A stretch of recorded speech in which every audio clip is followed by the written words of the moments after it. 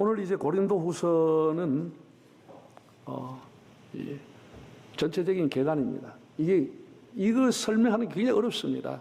이게 이제 신학생들 같이 앉혀놓고 강의하는 겁니다. 강의라고 하는 건 다 딱딱한 거죠. 재미없어요. 다 조릅니다. 예.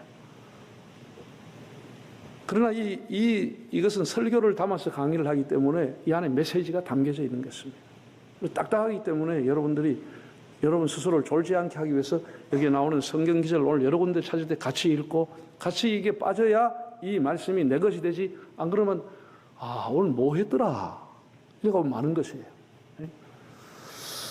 고린도후서는 크게 세 부문으로 나눕니다. 우리가 사도 바울의 13개의 서신 중에서 가장 바울이 자기에 관한 얘기를 가장 많이 쏟아놓은 것이 고린도후서입니다. 13장 중에 11장이 거의 바울 자신에 대한 얘기를 기록해 놓았습니다. 그 말의 의미가 뭐지요? 바울이 그렇게 공격을 많이 받았다는 것을 우리가 짐작할 수 있죠. 너가 사도냐?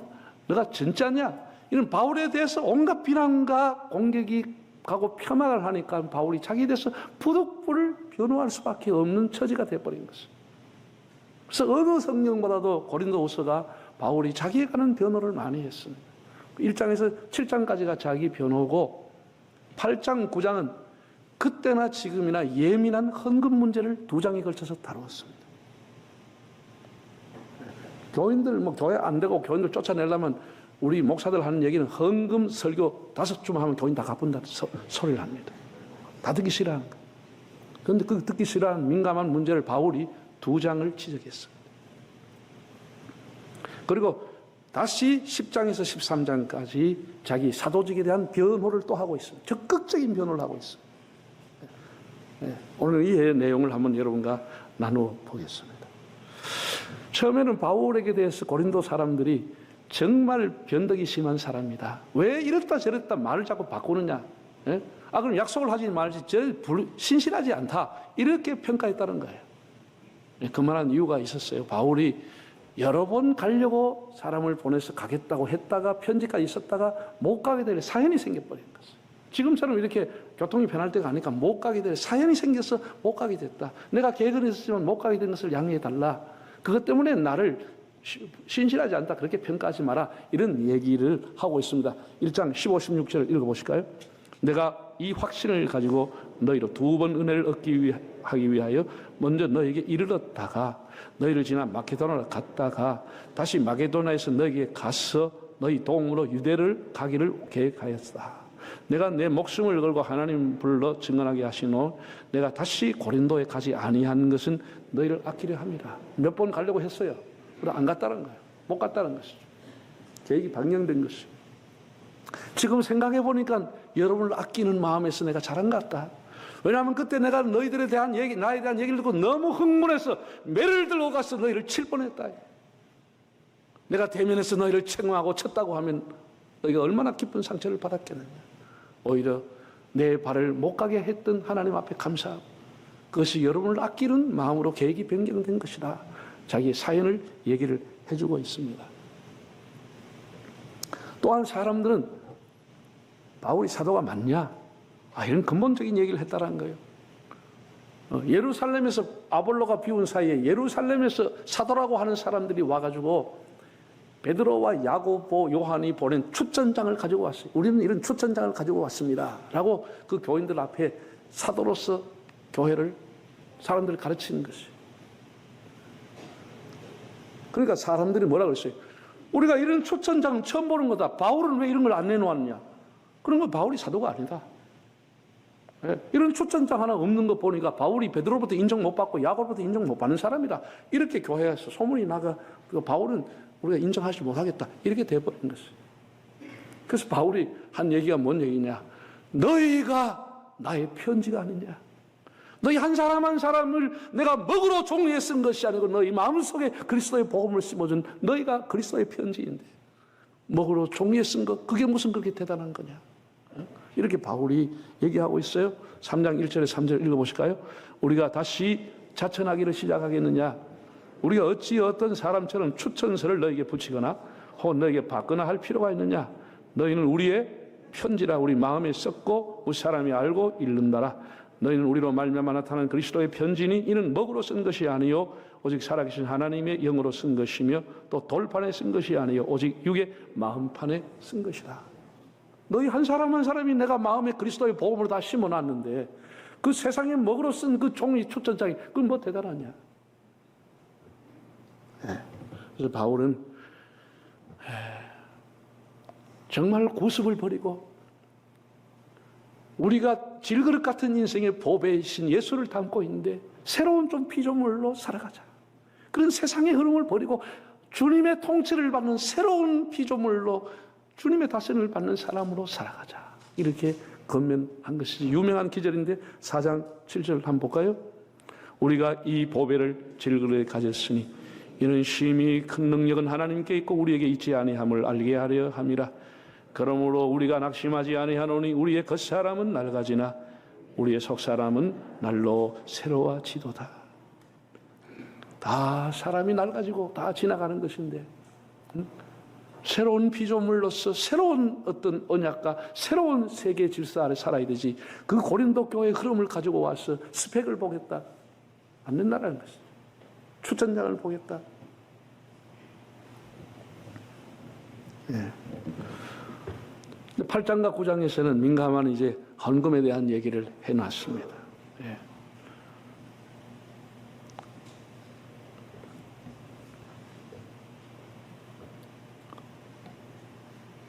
사람들이 그렇게 얘기한 것이 바울의 귀에 들어온 거예요. 바울이 이렇게 얘기했거든요. 내가 갈라디아 교회에게도 명령하기를 내가 갈 때에 즉석 헌금을 하지 말고 미리 준비하고 헌금을 모아놓아라. 그와 같이 고린도 교회도 예루살렘을 어려우니까 구제 헌금을 지금부터 차곡차곡 모아놓아라. 내가 사람을 보내는지 직접 가서 헌금을 가지고 오겠다라고 얘기한 것이 여기에 대한 오해가 생겨버린 거예요. 네. 왜 헌금을 모아놓으라 하느냐. 와서 그때 하면 되지. 네? 아니 앞에서는 번지르하게 깨끗한 차하고 뒤로는 다 똥치려고 한꺼번에 가가려고 그런 거 아니냐. 왜 모아놓으라고 하느냐. 왜 교회 돈을 모아놓으라고 하느냐. 앞에서는 자비랑 선교 하다가 뒤에는 한꺼번에 다 가가려고 그런 거 아니냐. 이래서 헌금 문제 때문에 또 속썩이게 된 거예요. 바울을 비난하고 바울을 폄하하는 사람이 생겨나게 된 것입니다. 예루살렘 교회를 돕는다고 얘기는 하지만 쥐가 뭘지 누가 아나. 우리가 뭐 어떻게 믿냐. 여러분 교회라고 하는 게 사람이 모이는 곳에서 벨말이 다 나오는 것입니다. 우리가 바울이 쓴 편지의 내용을 읽어보고 그 이면을 조금만 묵상하면 왜 이 내용을 썼는지를 짐작하게 되죠. 바울이 그런 것에 공격을 받으니까 이걸 쓰게 되는 거예요. 헌금에 대해서 많은 공격을 받으니까 아니라고 하는 헌금에 대한 원리를 제시하게 된 것이죠.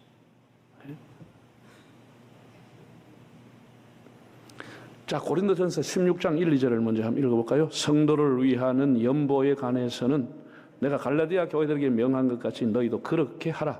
매주 첫날에 너희가 각 사람의 수입에 따라 모아두어서 내가 갈 때 연보를 하지 않게 하라. 매주 첫날이 주일이 아니에요. 그러니까 매주일 날 예루살렘에 구제할 헌금을 모아놓으라. 내가 가서 그 즉석에 헌금하지 않도록. 내가 갈라디아 교회도 그렇게 명했다. 그렇게 헌금을 준비해 놔라. 그게 오해가 생겨버린 것이죠. 그래서 바울이 헌금하는 원리에 대해서, 원칙에 대해서 몇 가지를 제시했는데 한번 볼까요? 9장 5절에서 8절 읽어보겠습니다. 그러므로 내가 이 형제들로 먼저 너희 가서 너희가 전에 약속한 연보를 첫째게 어떻게 해야 된다고요? 미리 준비해야 돼. 갑자기 뭐 안쪽 주머니 디베가 꺼내는 게 아니고 우리가 주일날 오는 것은 토요일부터 성금을 다 준비해야 돼. 다 준비해. 옷도 다 준비해서 달아놓고 그리고 주일 아침을 기다리는 것이죠. 6절 이것이 곧 적게 심는 자는 적게 거두고 많이 심는 자는 많이 거둔다 하는 말이다. 각각 그 마음에 정해서 하라는 거예요. 인색함을 억지로 하지 말아라는 것이죠. 하나님은 즐겨내는 사람을 사랑한다고 그랬어요. 그 이하에 보면 하나님은 자원해서 내는 자라고 했습니다. 헌금의 원리가 뭐냐?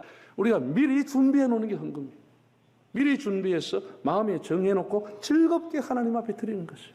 자원해서 드린 거예요. 억지로 드린 것이 아니고 이왕 드릴 것 넘치도록 헌금하라. 바울이 이렇게 얘기했습니다. 예루살렘 교회가 극심한 그 가뭄으로 어려움을 겪고 있으니 그 교회와 성도들을 우리가 힘을 다해서 구성을 해서 도와주자. 마게도니아에 있는 교회들, 갈라디아에 있는 교회들, 아가야에 있는 교회들이 다 구제헌금을 모아서 결국은 사도행전을 보면 바울이 그 구제헌금을 예루살렘 교회에 전달하게 됩니다. 그 다음에 11장에서도 마지막 13장까지는 바울이 자기의 사도권에 대해서 적극으로 변호한 내용이 나옵니다. 나는 이렇게 자기를 변호하는 사람 처음 봤습니다. 왜 그렇게 했는지 다음에 내가 설명을 하겠습니다. 고린도 교회가 바울이 참 외모가 신통찮다. 참 그릇미끌하게 쓰는데 언변이 약해가 우리 할 때는 말도 제대로 뭐 하더라. 이렇게 막 이런 얘기가 들어오니까 결국은 그 얘기를 바울이 할 수밖에 없잖아. 그 내용을 읽어보면 예루살렘에서 간 사람들이 너희를 유혹하고 그들이 나를 비방했지만은 그들은 다 거짓 선지자라. 그다 쫓아내라 그랬어. 그 초천장을 받고 온 사람 다 거짓말이라 그랬어. 바울은 이런 점에 대해서 단호했습니다. 한번 읽어볼까요? 고린도후서 11장 13절. 그런 사람들은 거짓 사도요 속이는 일꾼이니 자기를 그리스도의 사도로 가장하는 자들이라. 이것은 이상한 일이 아니니라. 사탄도 자기를 광명의 천사로 가장하나니 그러므로 사탄의 일꾼들도 자기를 의의 일꾼으로 가장하는 것이 또한 대단한 일이 아니니라. 그들의 마지막은 그 행위대로 되리라. 뭐 너희를 위한 척하고 추천을 받아와가지고 지도자인 것 하지만 전부가 마귀 사탄의 일꾼이요 광명한 천사로 가장한 것들이다. 그게 속지 마라. 쫓아내라. 거짓 선지자다. 바로 그렇게 얘기했어. 여러분 아이를 키우는 게 친엄마가 애달바 키웁니까? 이곳에 아줌마가 애달바 키워줍니까? 교회를 위해서 염려하고 그 영혼이 넘어지지 않게 위해 염려하는 바울에 대해서는 무시하고 얼굴이 못났다. 말을 제대로 못한다. PhD 학위가 있냐? 이런 초천장 하나 있냐? 이렇게 했다라는 거예요. 그걸 바울이 되물었습니다. 그러면 그 사람들이 교회를 위해서 그리스도를 위해서 고난을 얼마나 받았는지 물어봐라. 그리스도를 위해서 고난을 얼마나 받았는지 물어봐라. 나는 이 얘기가 굉장히 부끄럽고 내 자랑 같아서 말하고 싶지 않지만 푸득불을 내가 얘기하는데 내가 그리스도를 위해 고난을 받았다. 그래서 바울이 고린도후서 자기를 변명을 보면 푸득불이라는 단어를 여러 번 사용했어요. 푸득불 내가 자랑한다. 무익하지만은 내가 자랑할 수밖에 없다. 너희를 이해시키기 위해서. 11장 22절에서 28절 한번 볼까요? 그들이 히브리인이냐? 나도 히브리인이다. 그들이 이스라엘 사람이냐? 나도 그러다. 그들이 아브라함 후손이냐? 나도 그리하며 그들이 그리스도의 일꾼이냐? 정신없는 말을 하거니와 나는 더욱 그러하도다. 내가 수고를 넘치도록 하고 옥에 갇히기도 더 많이 하고 매도 수없이 맞고 여러 번 죽을 뻔하였으니 유대인에게 40에서 감한 매를 5번 맞았으며 3번 태장으로 맞고 1번 돌로 맞고 3번 파선하고 일주야를 깊은 바다에 지냈으며 여러 번 여행하면서 강의 위험, 강도의 위험, 동족의 위험, 이방인의 위험, 신의 위험과 광야의 위험, 바다의 위험, 거짓 형제 중에 위험을 당하고 수고하며 애쓰며 여러 번 자지 못하고 줄이며 목마르고 여러 번 굶고 춥고 헐벗었다. 이 외에 이런 고사하고 아직도 날마다 내 속에 눌리는 일이 있으니 모든 교회를 위해서 염려하는 것이라. 그들이 그리스도의 일꾼이라고. 그러면 그리스도를 위해서 얼마나 고난을 받았는지 한번 물어봐라. 그들이 교회의 일꾼이라고 교회를 위해서 얼마나 잠을 자지 못하고 일했는지 물어봐라. 나는 여러 번 죽을 고비를 당했고 사형 선고를 받은 것처럼 소망이 없었다. 바다에서 한 차례 감해지는 매를 5번이나 맞았다. 교회 때문에, 복음 때문에 굶고 줄이고 헐벗고 교회 때문에 잠을 자지 못하고 지금도 내가 억눌려 있는데 그들이 교회를 지도자라고 그들이 와서 교회를 나를 그렇게 폄하하고 무시하느냐. 내가 푸득불을 자랑하는 것이다. 나 이 얘기 하고 싶지 않은데 나 교회 위해서 얼마나 고생했는지 너희들이 알지 않느냐. 이런 얘기를 하게 된 것이지요. 참 교인들이 애를 엄청 썩인 것 같습니다. 이런 구차한 얘기를 해야 되니까. 그다음 한쪽에는 이렇게 얘기했다는 거예요. 우리는 뭐 이렇게 예언도 하고 방언도 하고 신비한 능력을 체험했는데 바울은 뭐 영적인 체험이 없지 않나? 그럼 우리 들어본 적이 있나? 바울이 영적인 체험했다는 얘기 들어봤냐? 이게 또 비아냥됐다는 것이지. 그러니까 바울이 또 적극적으로 자기를 변호합니다. 예. 내가 한 사람을 알고 있다. 그 한 사람이 자기입니다. 자기 이름을 밝히지 않습니다. 내가 한 사람을 알고 있다. 14년 전에 내가 삼층전까지 가서 하나님 만나고 온 사람입니다. 내가 이거는 무익하지만 이런 얘기 안 하는 게 좋지만 여러분이 나에게 영적인 체험이 없다고 하니까 할 수 없이 내가 얘기하는 것이다. 한번 얘기 들어볼까요? 12장 1절에서 4절. 무익하나마 내가 부득불 자랑하노니 주의 환상과 계시를 말하리라. 내가 그리스도 안에 있는 한 사람을 아노니 그는 14년 전에 셋째 하늘에 이끌려간 자라. 그가 몸 안에 있었는지 몸 밖에 있었는지 나는 모르거니와 하나님 아시느니라. 내가 이런 사람을 아노니 그가 몸 안에 있었는지 몸 밖에 있었는지 나는 모르거니와 하나님 아시느니라. 그가 나고르로 이끌려가서 말로 표현할 수 없는 말을 들었으니 사람이 가히 이르지 못할 말이로다. 바울이 엄청난 영적인 체험을 3층전까지 올라가서 하나님 만나고 왔다는 얘기를 하고 있습니다. 내가 영적인 체험이 없다고, 내가 참 무익하고 이거 하고 싶지 않지만 이 얘기를 하고 싶다 얘기를 한 것이죠. 참 바울이 너무나 구차하게 변명을 할 수밖에 없는 그런 환경이 돼버린 거예요. 지금처럼 사람 만날 수 있는 좋은 교통의 환경이 아니니, 멀리 떨어져 300km나 멀리 떨어져 있으니 그걸 바다 건너. 응? 기가 막힌 얘기 아니에요? 그다가 바울이 신학자들의 추적하는 신학자들이 하면 바울이 큰 병이 있었다는 거 아닙니까? 일반적으로 이제 안질이 깊어가지고 눈이 아주 안 좋아서 바울이 편지를 자기가 거의 쓰지 못하고 대필 시켰습니다.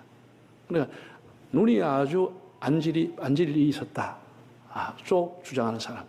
또 한쪽에서는 바울이 간질병자였다. 정신병의 일종인. 그래 뭐 갑자기 막 사람이 달리 덜덜덜 거품 물고 하는 거 간질병이 있었다. 우울증이 심했다. 여러 병명이 있는데 그래서 그 사람들이 고린도 교인들이 뭐 남은 안수하고 남은 다 낫게 하면서 지는 맨날 뭐 어디 뭐 정신병자처럼 저렇게 아파가지고 저게 무슨 하나님 종이냐. 자기부터 곤쳐야지. 자기부터. 이렇게 얘기했다는 거죠. 바울이 여기에 대해서 또 얘기를 하는 거예요. 불가불하게 얘기하는 거예요. 나에게 육체 가시가 있는 건 사실이다. 내가 이거를 하나님 앞에 제거해달라고 3번이나 작심하고 하나님 앞에 금식하며 기도하고 40일 작전 기도하고 하나님 앞에 3번이나 간절히 기도했는데 하나님이 됐다. 그만해라. 내가 알고 있다. 내 은혜가 네게 족하다. 네가 약할 때 내가 강함이 드러나는 것이다. 내가 다 있으면 내가 얼마나 교만할 거냐. 하나님 그랬다라는 것이죠. 한번 읽어볼까요? 12장 7절에서 9절. 여러 계시를 받은 것이 지극히 크므로 너무 자만하지 않게 하시려고 내 육체에 가시고 사탄의 사자를 주셨으니 이는 나를 쳐서 너무 자만하지 않게 하려 하심이라. 이것이 내게서 떠나가게 하기 위하여 내가 3번 주께 간구하였더니 나에게 이르시기를 내 은혜가 네게 족하도다. 이는 내 능력이 약한 데서 온전하 여심이라 하신지라. 그러므로 도리어 크게 기뻐함은 나의 여러 약한 것들에 대하여 자랑하리니 이는 그리스도의 능력이 내게 머물게 하려 함이라. 나는 이제 약한 것을 오히려 자랑하겠다. 약할 때 강함 되신 주, 나의 보배가 되신 주, 주 안에 모든 것. 약할 때 나의 강함이 되시는 주, 나는 오히려 내 약함을 하나님 앞에 자랑하리라. 이렇게 육체의 가시를 가지고도 하나님 앞에 헌신했던 바울의 삶을 보게 됩니다. 정말 구구한 자기 변명 그리고 자기 자랑을 무익하지만 왜 했겠습니까? 왜 바울이 이렇게 적극적으로 고린도후서에 그 5,60명 되는 교회에다가 적극적으로 자기의 고생담을 얘기하면서 변호했겠습니까? 잘 들으세요. 우리 예수 믿는 사람이 경건하게 살아야 될 이유가 여기에 있는 것입니다. 바울이 이렇게 자기를 변호하지 않고 그 사람들의 자기를 폄하한 내용이 그대로 받아들여지게 되면 바울이 전했던 복음까지 무시당하게 되는 것입니다. 바울이 전했던 전도자의 십자가의 도가 무시당하게 되는 것입니다. 바울은 그것을 견딜 수 없었습니다. 자기가 무시당하는 것이 아니고 예수님이 무시당하는 것에 대해서 자기가 전하는 복음이 멸시당하는 것에 대해서 분노한 사람. 그래서 적극적으로 자기를 변호하는 것이에요. 여러분, 우리가 하나님 앞에 바르게 살지 않으면 우리가 전하는 복음이 무시당하는 거예요. 사람에게 교회가 멸시를 당하게 되는 거예요. 우리가 바르게 살지 않으면. 그래서 우리가 하나님 앞에 진실하게 살려고, 경건하게 살려고 노력하며 살아야 하는 것이에요. 네. 고린도후서 11장 9절 29절 또 한번 읽어보실까요? 내가 너희와 함께 있을 때 비용이 부족하였으되 아무에게도 누를 끼치지 아니하였으면 마게도냐에서 온 형제들이 나의 부족한 것을 보충하였습니다. 내가 모든 일에 너에게 폐를 끼치지 않기 위하여 스스로 조심했고 또 조심하리라. 누가 약하면 내가 약하지 아니하면 누가 실족하면 내가 애타지 않더냐. 바울은 고린도 교회에다 얘기했습니다. 내가 여러분에게 누를 끼치지 않고 폐를 끼치지 않고 내 선교비와 생활비가 부족했지만 내가 부족하다고 말한 적이 있느냐? 누가 될까 봐. 이것을 알고 하나님이 마게도냐 성도들을 통해서 나의 부족한 걸 다 채워줬다. 내가 이렇게 조심하면서 하는데 어떻게 나한테 헌금을 유용한다? 어떻게 나에게 그렇게 할 수 있느냐? 바울이 이렇게 자기 변명을 하고 있는 것이. 너희 한 사람이 있을 줄 알면 내가 애타서 밤을 새워 기도하지 않았느냐? 그래서 진실한 사람이 이렇게 사람이 짓밟히게 되는 이런 모습을 우리가 보게 되는 것이죠. 사랑하는 여러분, 우리 교회 생활이라고 하는 것은 같은 교인들, 같은 남녀의 같은 직분 받았지만 사람은 다 달라요. 어느 날 가까이 하고 싶은 사람이 있고 싫어서 멀리 하고 싶고 피하고 싶은 사람도 있어요. 왜 이 사람이 가진 감정이에요. 그래서 교회 안에서 여러분이 오랫동안 이 교회에서 충성하다 천국까지 가려고 하면 교회 생활에 시험이 없어야 되는데 시험이 없으려고 하면은 사람 말에 귀를 너무 기울이면 신앙생활 다 시험 듭니다. 여러분이 앞으로 살아가면서 한번 보십시오. 목사가 새로 오면 그 목사에 대해서 족보나 그 전적을 알고 싶어서 막 해가지고 알았다 하면 온 천지 카톡이 돌아다닙니다. 교회가 다 시험 드는 소리예요.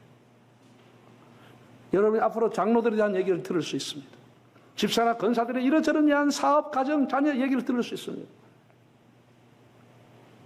그 들었을 때 진짜인가 그런가 해서 숟가락 얹어놓고 따지고 닦고 대하면 그 사람은 어느 날 시험 드는 것입니다.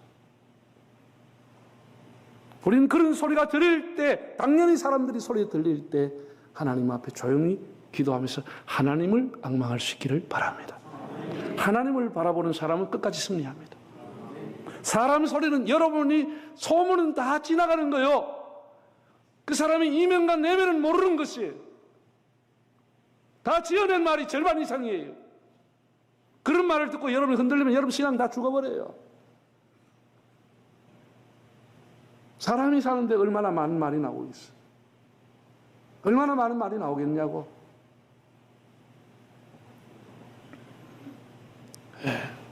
성도의 교제 없이 독립운동 신앙생활 할 수도 없고 어울려서 신앙생활 할 수밖에 없는데도 그런 사람의 소리에 대해서 너무 민감하게 움직일 필요 없어요. 거기에 거들어가지고 자꾸 숟가락 얹으려고 하지 마시라고. 그럼 여러분 다 신앙이 너무 어떻게 한 거예요. 자, 보세요. 제가 여기서 했습니다. 저를 위에서 두 사람이, 체력이 똑같은 사람 위에서 두 사람이 나를 끌어올립니다. 밑에서 똑같은 사람이 두 사람이 끌어내립니다. 내가 올라가기 쉬워요? 내려가기 쉬워요? 네? 100% 내려가는 것이지. 힘 안 들어도 내려가게 돼 있어요. 내 몸무게가 있어가지고. 우리가 세속도시 한가운데 살아가고 있어요. 여러분이 10년, 20년 기도하며 경건훈련과 쌓았던 거 세속도시에서 한 번만 끌어내리면 한순간에 다 내려가 버리는 게 이 신앙이야. 한순간에 넘어진다고. 하나님 앞에 올라가는 거 그렇게 어려운 거 1cm도 올라가기 어려워요. 10m 내려가는 거 한순간에 내려간다고. 너무 세상의 소리에 기울이지 말고 주님의 음성에 귀를 기울이기 바랍니다. 그렇게 해야 우리 신앙을 지켜나가는 거예요. 오늘 제가 설교를 여러분에게 시간상 못했습니다. 고린도전서 1장에는 그리스도의 교회라고 하는 얘기, 교회와 그리스도가 연결된다는 것을 고린도전서에서 바울이 얘기했으면 고린도후서는 바울이 전부가 1장에서 여러분 읽었지만 절절히 위로에 대한 얘기를 하고 있습니다. 우리에게 고난이 넘치는 것처럼 그리스도의 위로가 넘치는도다라고 했습니다. 이 세상 한복판에서 주님이 여러분을 위로하시는 그 위로를 바라보시고 주님의 팔을 굳게 잡고 주님과 동행하는 삶이 되시기를 바랍니다.